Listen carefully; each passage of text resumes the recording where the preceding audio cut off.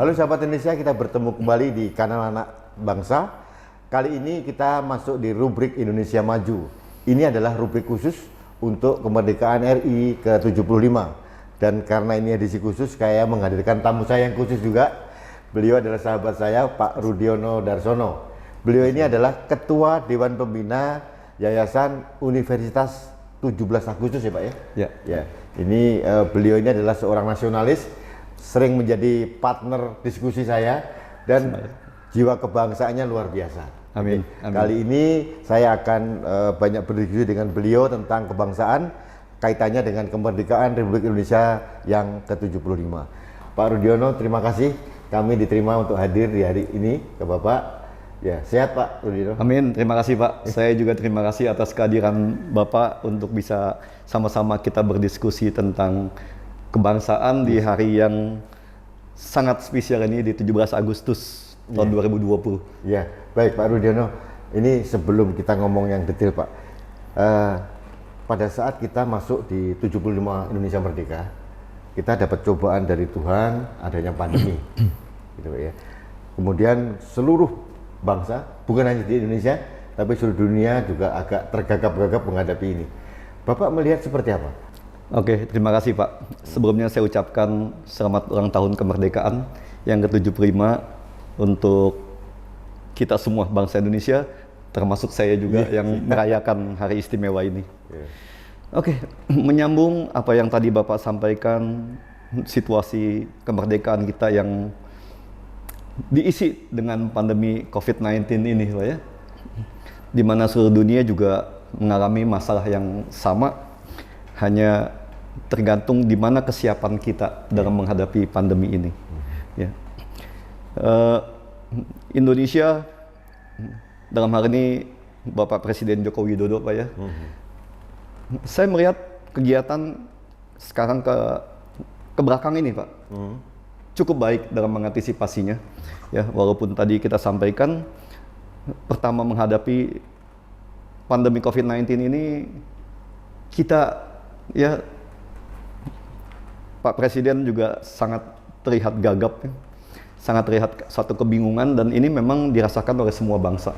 Karena situasinya memang lebih dari 100 tahun yang lalu kita mengalami kasus yang sama. Tidak ada negara yang siap menghadapi pandemi ini Pak ya? Tidak ada satupun negara yang siap untuk ini. Baik. Jadi menurut Pak Rudiono, apa yang dilakukan oleh pemerintah sejauh ini Pak? Yang saya sampaikan tadi ya Pak ya, sebenarnya masalah kita ini adanya di SDM bangsa kita. Ya, satu masalah disiplin, yang mana disiplin ini bukan hanya ada pada rakyat, tapi juga disiplin yang paling utama ada pada pemimpin kita. Ya, semua itu harus dimulai dari kepala Pak. Ya, jadi kalau kita mau mendisiplinkan masyarakat kita, ya yang paling utama adalah bagaimana para pemimpin ini mendisiplinkan dirinya dulu. Ya, jadi saya melihat beberapa banyak kejadian justru contoh-contoh yang sangat buruk diberikan oleh para pemimpin kita dengan menjalankan sebuah tindakan yang undisipliner. Ya, mereka yang tidak, ya, mereka mengajarkan kita atau masyarakat menggunakan masker. Di satu sisi yang sama mereka tidak menggunakan masker. Ya, ini yang masalah yang sangat sepele. Ya, bagaimana kita bisa mendidik masyarakat kita, mendidik rakyat kita kalau kitanya sendiri tidak menjalankan apa yang kita ajarkan itu. Anak bangsa, ini Pak Rudiono udah aslinya begini nih. Kalau sudah keluar kritisnya, inilah Indonesianya keluar banget ini. Kalau sudah mengkritisi Indonesia, tapi itu cara kita untuk menjaga Indonesia ya Pak ya? Ya, kita berbuat untuk bangsa Pak. Ya, kita tidak ada kepentingan untuk kita pribadi membangun bangsa ini. Jadi berjuang untuk bangsa itu tidak harus ada di dalam pemerintahan atau ada ikut campur di dalam pemerintahan. Tidak. Ya, jadi tadi yang Bapak sampaikan tadi, pertama kuncinya adalah keteladanan dari pemimpin, Pak. Pasti, Pak. Itu yang paling utama. Ya, oke. Yang kedua, memang pemerintah sudah mulai on the track, gitu Pak ya, dalam menangani ini. Tapi mungkin memang perlu suatu effort yang lebih kuat lagi. Betul. Dari setiap lini untuk kita menghadapi pandemi ini, Pak. Betul. Karena kalau nggak salah pandemi ini kan sinergi dan berkaitan erat dengan pandemi ekonomi juga ini, Pak. Pasti, Jadi pasti, ini Pak. dua hal yang harus ditangani oleh kita semuanya. Oke, bagaimana Bapak melihat secara keseluruhan bangsa ini menghadapi dua krisis yang terjadi sekarang ini, Pak? Saya sampaikan di sini secara terbuka, Pak ya, kepada mudah-mudahan nanti Bapak Presiden Bapak Joko Widodo bisa mendengar ini. Ya. Poin utama itu adalah how the government can rebuild the trust and confidence. Bagus. Ya, itu yang paling utama. Bagaimana pemerintah ini bisa membangun kembali kepercayaan dan keyakinan masyarakat kepada pemerintahannya bahwa ini loh, saya berbuat ini untuk kamu. Ya, serbuat ini. Karena masalah utama itu ada pada hukum dan keadilan.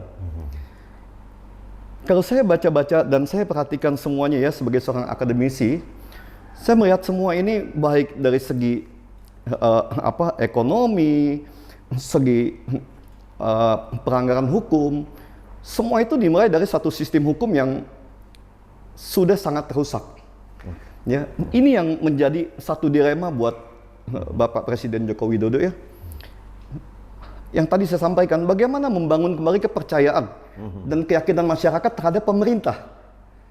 Nah, sisi utama yang harus dibangun adalah sisi hukum, penegakan hukum, disiplin hukum. Karena disiplin hukum ini menyangkut pada ujungnya adalah kesejahteraan rakyat dan keadilan. Ini yang paling utama. Ya. Tanpa rakyat yang sejahtera, bohong keadilan bisa ada. Ya. Kalau kita bicara Pancasila, Pak, 1, 2, 3, 4, yang 5 keadilan sosial bagi seluruh Indonesia. Betul. Berarti kesejahteraan juga. Betul, Oke. Pak. Kalau begitu Bapak melihat sejauh ini harapan masyarakat untuk sejahtera sudah mendekati atau semakin menjauh atau sudah on the track ke arah sana, Pak? Kalau kita mau jujur, Pak, ya kalau saya boleh jujur, kok rasanya masih jauh ke sana, Pak ya.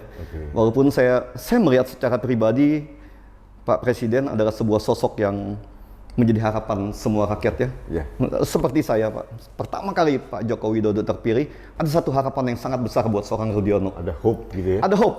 Kenapa? Karena satu, dia orang yang tidak terkait dengan masa lalu. Ya. Kedua, seorang anak desa yang sangat kelihatan itu rubuh dan dari seorang pengusaha. Ya kita nggak ini ya, pengusaha menengah gitu ya. Menengah di daerah yang pasti sangat merasakan bagaimana rusaknya sistem atau aturan-aturan yang ada di Indonesia. Harusnya beliau udah merasakan itu. Bohong kalau sebagai pengusaha dia tidak merasakan tekanan di masalah permainan hukum, permainan di peraturan, permainan di birokrasi, itu bohong. Pasti beliau merasakan. Di situ harapan kita sebagai seorang akademisi, kita berharap beliau pasti bisa untuk merubah dan memperbaiki ini. Itu harapan kita sebagai masyarakat kepada bangsa ini ke depan. Di periode awal, periode pertama atau awal harapan periode pada kedua? saat beliau terpilih pertama kali 2014. 2014. Oke. Sekarang masih ada harapan nggak, Pak? Saya sampaikan lagi, Pak ya. Jujur saya sampaikan, saya begitu kagum dengan nawacitanya beliau. Ya. Dan sebagai orang yang bergerak di bidang akademisi dan bidang hukum, saya sangat berharap dari nawacita tentang perbaikan sistem hukum Indonesia itu bisa berjalan. Karena saya sampaikan dalam setiap makalah saya atau dalam setiap diskusi saya selalu sampaikan masalah hukum ini, Pak. Bila masalah hukum ini bisa diselesaikan, jual beli kewenangan, korupsi, ya, jual beli keadilan, 80% persoalan bangsa ini selesai, Pak.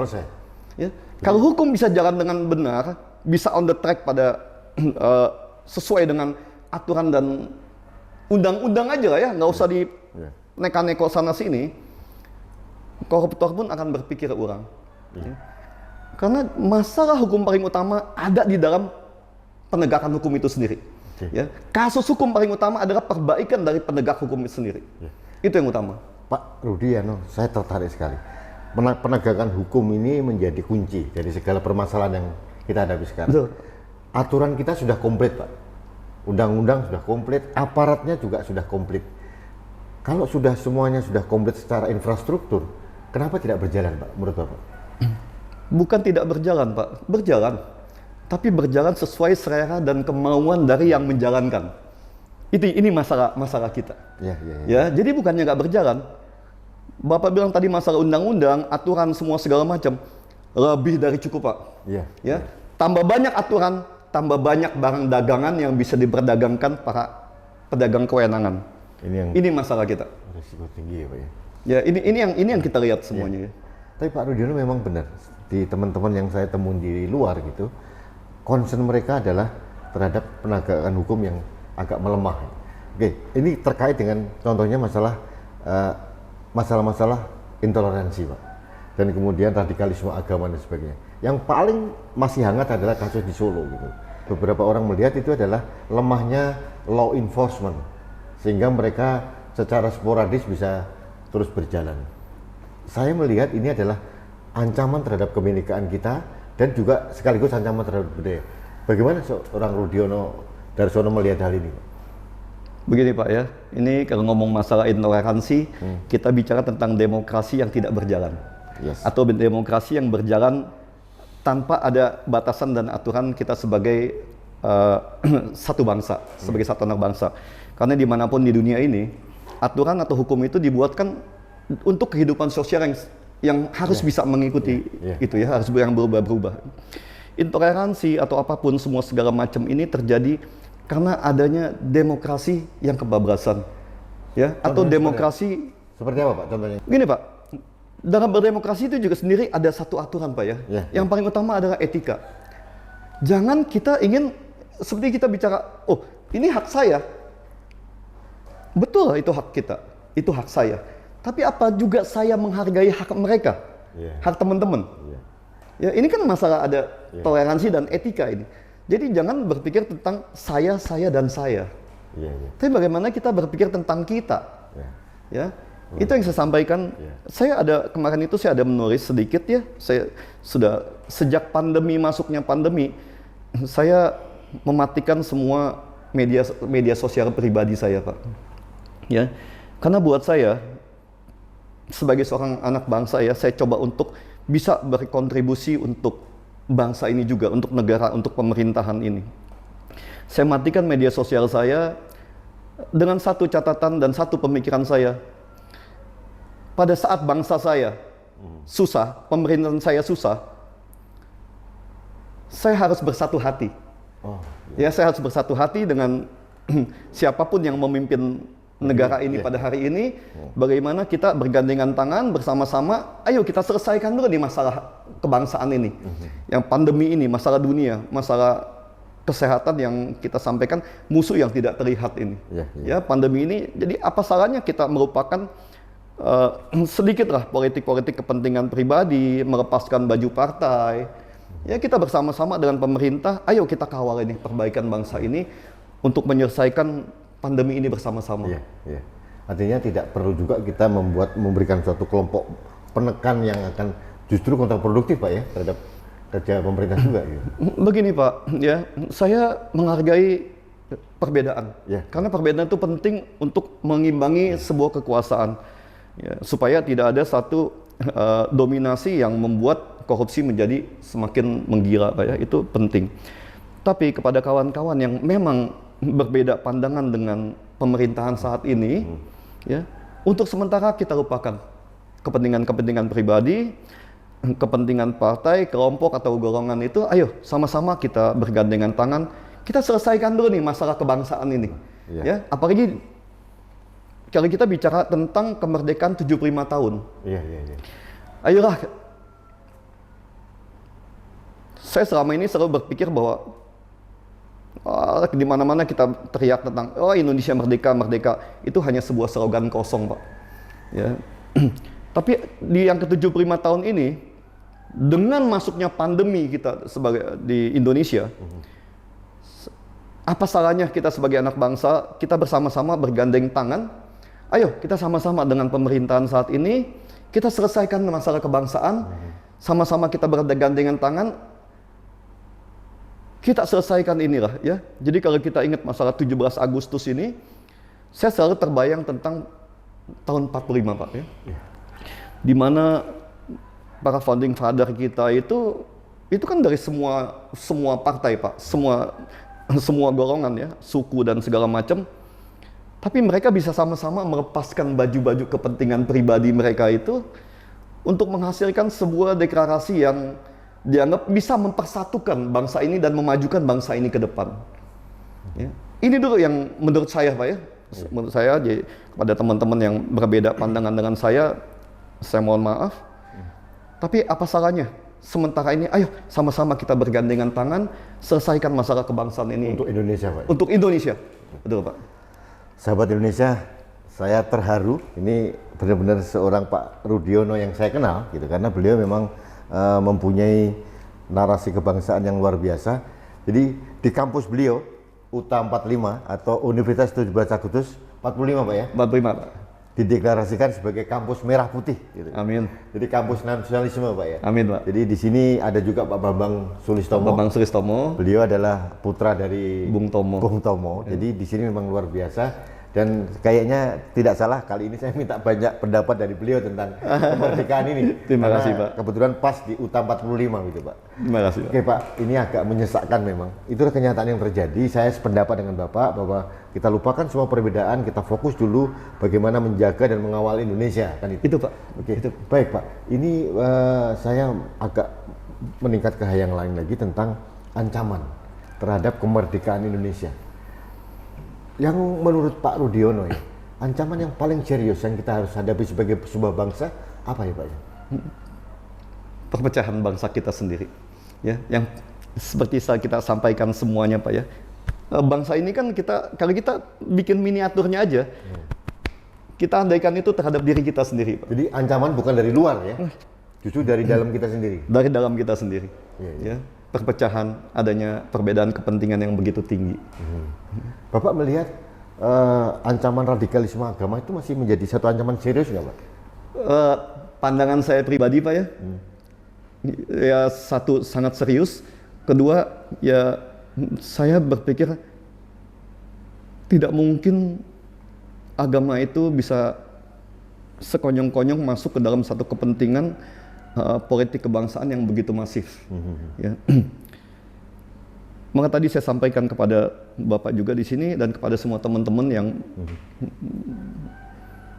bisa mendengar acara ini, saya sebagai seorang akademisi berharap bahwa ayolah ya sama-sama kita menyatukan visi misi kita, menyatukan hati kita hari ini, bagaimana kita menyelesaikan semua persoalan ini dengan kepala dingin, ya kita selesaikan semua ini dengan baik tanpa melibatkan atau membenturkan kekuatan-kekuatan extraordinary yang bisa menghancurkan bangsa ini atau membuat bangsa kita terjerumus ke tempat yang ke posisi yang lebih sulit lagi. Yeah.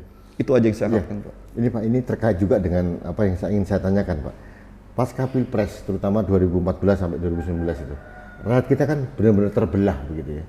Dan kita berharap dengan Pak Prabowo bersatu di dalam kabinetnya Presiden Jokowi gitu. Kita waktu itu awal kita adalah berharap supaya itu kembali menjadi rukun kembali, rekonsiliasi nasional gitu. Tapi ternyata tidak terjadi gitu ya. Lalu apa saran Bapak untuk menyatukan kembali ini, Pak? Jadi tidak ada lagi 01, tidak ada lagi 02, adanya 03, Persatuan Indonesia gitu. Tingkatkan SDM anak bangsa, ya. Itu yang utama, Pak. Karena kan kebodohan ini yang digunakan oleh sekelompok orang untuk membangun yang saya sampaikan Pak pada banyak teman-teman bahwa kita kalau diteruskan ini bangsa kita akan menjadi bangsa-bangsa yang tumbuh dengan milisi kekuatan milisi ini. Jadi kuncinya di pendidikan Pak ya? Pendidikan. Perbaiki sistem pendidikan kita, buat pendidikan untuk memajukan anak bangsa. Oke, sekalian Pak, saya sering mengirimkan postingan kanal YouTube kami ke Mas Menteri ini. Apa yang ingin Bapak sarankan untuk Mas Menteri kita ini?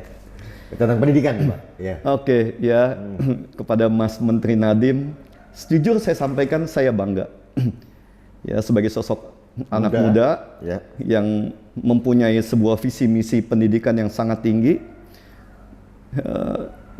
Saya selalu sampaikan beliau coba memindahkan sistem pendidikan nomor 1 yang saat ini menjadi sebuah idola di Amerika ya. Masuk ke dalam sebuah sistem pendidikan di Indonesia. Sangat bagus Pak, sangat bagus. Cuma memang persiapan itu membutuhkan waktu. Ya, sistem pendidikan yang dijalankan itu saya sampaikan juga dalam diskusi dengan Pak Fajrul Rahman dan Pak Jubir Presiden waktu itu. Tantangan Mas Menteri itu sangat tinggi. Ya, saya sampaikan kepada Mas Menteri Nadiem di sini ya, tantangan terhadap Bapak itu sangat tinggi. Iya. Sekarang bagaimana kuncinya itu ada di Pak Presiden lagi kembali ya kepada Pak Presiden Pak Jokowi. Seberapa kuat Bapak dapat mendukung Mas Menteri ini, Mas Menteri Nadiem ini kan?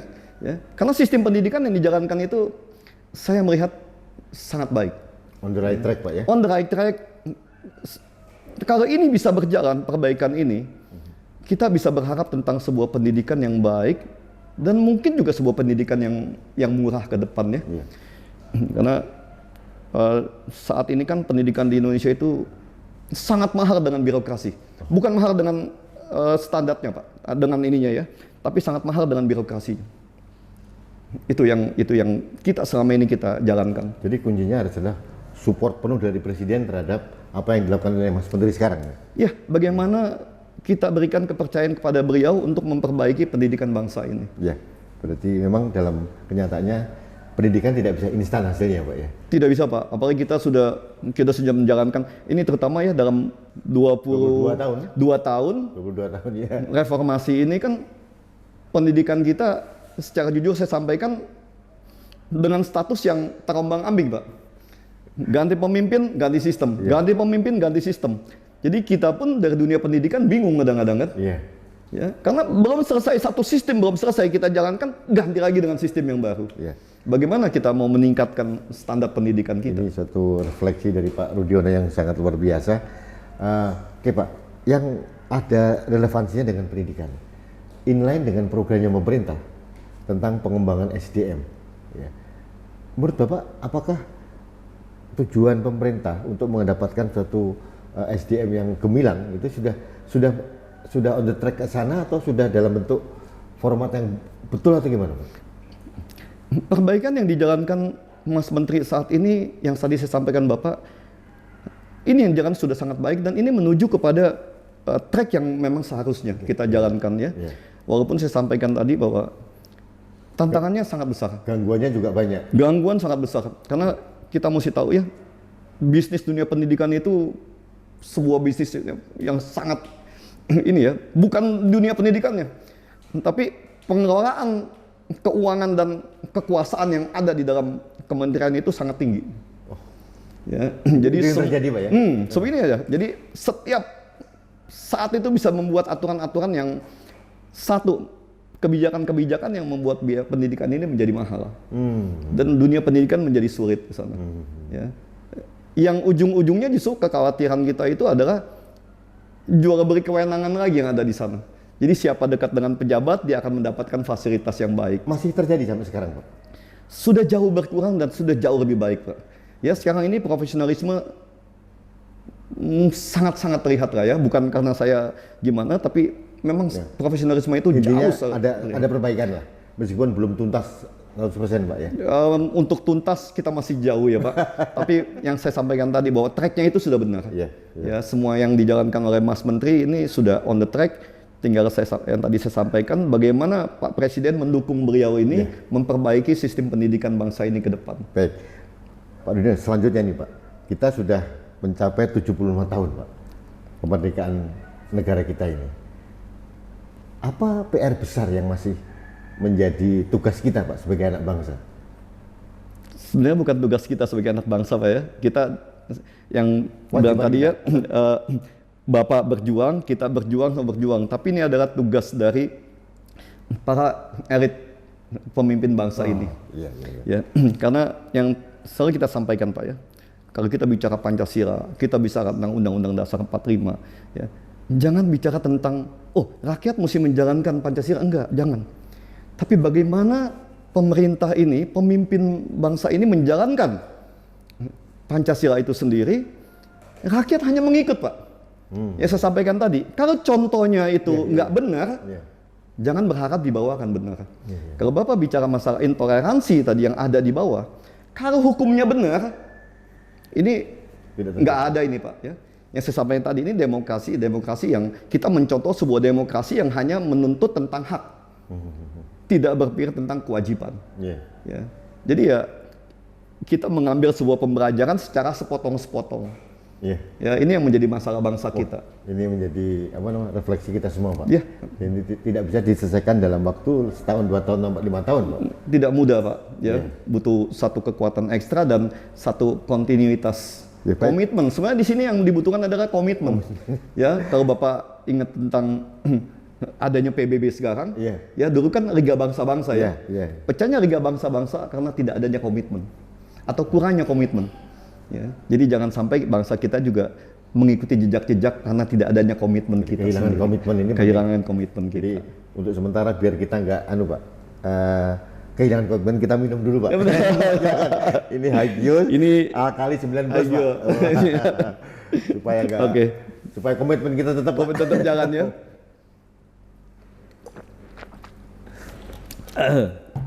Baik, ini minuman kesehatan ini. Minum kesehatan Pak. Ini alkalinya 9+ ini, membuat kita sehat. Jadi kalau dalam menghadapi pandemi itu kan kunci yang utama kita harus sehat. Betul Pak. Ya, jaga kesehatan. Ya, jaga ketenangan hati. Ketenangan hati. Oke Bapak, kembali ke diskusi kita tentang kebangsaan. Kira-kira tadi PR besar kita adalah masalah komitmen yang harus kita tegakkan dan negara ini membutuhkan keteladanan, kata Bapak begitu. Oke. Di samping itu apa Pak yang harus kita siapkan kembali untuk mempersiapkan 25 tahun lagi kita mencapai Indonesia Emas nih Pak?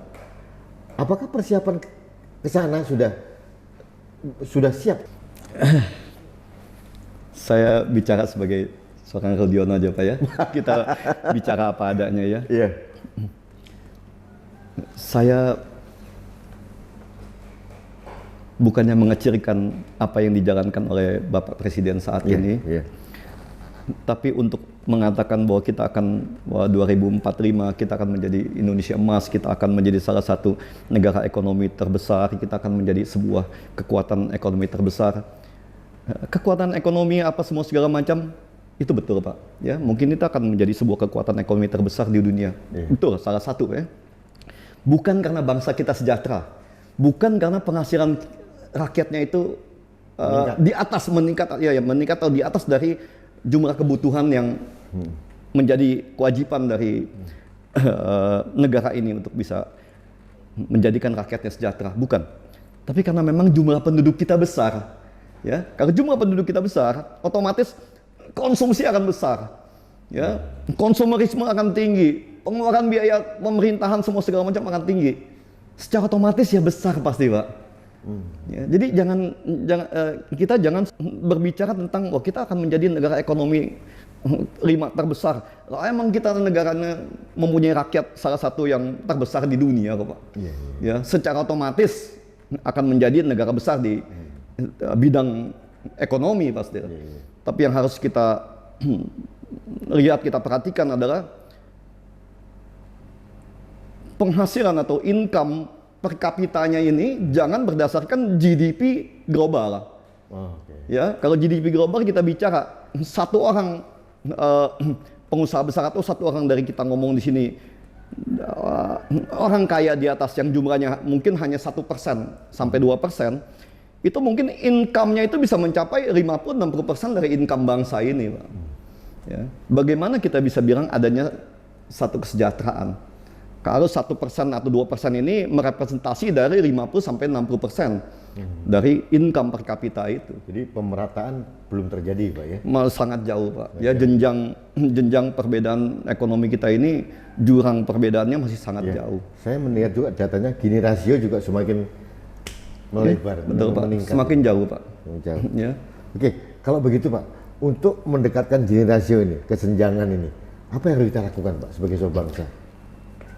balik Pak ya, kita tidak bisa menutup mata bahwa memang betul bangsa kita bangsa yang besar, negara yang kaya ya, yang sangat kaya.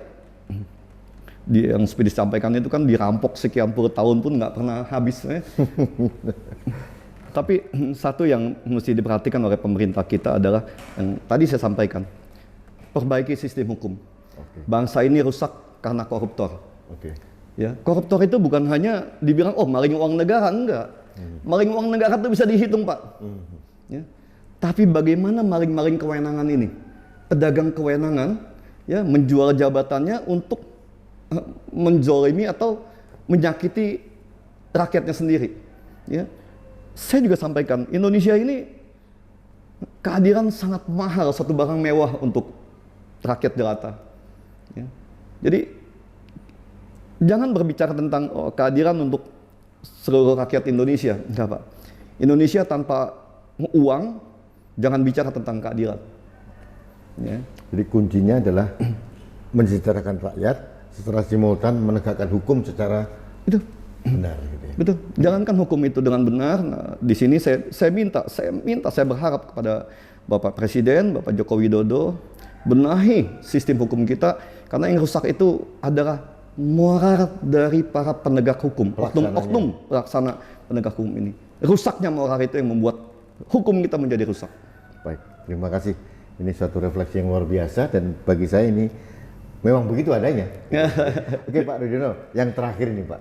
Ini menjelang 17 Agustus yang beberapa hari lagi akan datang. Kami mohon ini, pencerahan Bapak untuk anak bangsa. Apa yang harus kita lakukan sebagai anak bangsa ini? Ini teman-teman milenial banyak nih Pak yang nonton kita. Jadi ini bagi saya adalah salah satu guru bangsa ini. Bangsa. Mohon Pak, silahkan memberikan pencerahan. Harus seperti apa kita bersikap? Mau? Saya sebagai seorang akademisi Pak ya, saya sangat berharap, terutama di situasi pandemi ini ya, kita tahu semua bangsa ini sedang berduka, bukan hanya bangsa Indonesia. Tapi yang tadi saya mohonkan bahwa dalam situasi seperti ini, ayolah mulai dari milenial, ya para senior dan para politician yang hebat-hebat ini, ya para pemikir dan para pecinta bangsa kita ini, ayo kita sama-sama kita bergandeng tangan, kita lupakan dulu pertentangan-pertentangan yang ada, kita lepaskan baju partai, kita lepaskan kepentingan politik pribadi atau kepentingan politik golongan ini. Ayo kita bersama-sama dengan pemerintah, kita selesaikan pandemi ini dengan benar. Kita selesaikan tidak dengan menghujat, tidak dengan saling menyakiti, tapi bagaimana kita bersama-sama membangun sebuah sinergitas menyelesaikan ini. Karena pandemi ini yang tadi Bapak sampaikan bukan hanya masalah kesehatan, tapi masalah ekonomi yang bisa membuat kita menjadi depresi dan efek-efeknya akan menjadi sangat panjang Pak ke sana ya. Yang juga bisa menjadi satu peluang untuk menghancurkan bangsa ini. Ini yang selalu menjadi kekhawatiran kita Pak. Iya. Pak Rudiono, terima kasih. Ini luar biasa. Pesan yang sangat simpatik dan memang begitu adanya Pak. Terima kita kasih, membutuhkan suatu pencerahan gitu ya. Dan hari ini kita mendapatkan. Jadi sekali lagi terima kasih waktunya Pak. Terima kasih Pak. Ya. Terima kasih, Pak. Sahabat Indonesia, hari ini saya cukup terharu di situ ya, mendapatkan pencerahan dan wawasan dari seorang Rudiono Darsono. Beliau adalah tokoh pendidikan dan banyak memberikan pesan-pesan sangat simpatik buat kita sebagai bangsa. Kuncinya adalah mari kita bersatu. Memperingati 17 Agustus tahun 2020 tidak ada lain bagaimana kita harus bersatu sebagai sebuah bangsa menghadapi pandemi ini secara bersama-sama, dan itu kuncinya adalah bagaimana kepada pemerintah menegakkan hukum, dan itu dampaknya akan membuat kita menjadi suatu bangsa yang sehat, ya, bangsa yang adil dan bangsa yang beradab. Ya, bangsa berkeadilan untuk kesejahteraan Pak. Ya, ya. Gitu. Baik, terima kasih Pak Rudiono waktunya. Terima kasih Pak. Oke, sahabat Indonesia, kita mengakhiri diskusi kita. Sebenarnya pengen banyak waktu lagi, tapi Bapak punya kesibukan panjang banget. Baik, kita nanti ketemu lagi dalam tokoh yang lain untuk mengisi rubrik Indonesia Maju. Terima kasih, sampai ketemu lagi dalam kesempatan berikutnya. Terima kasih.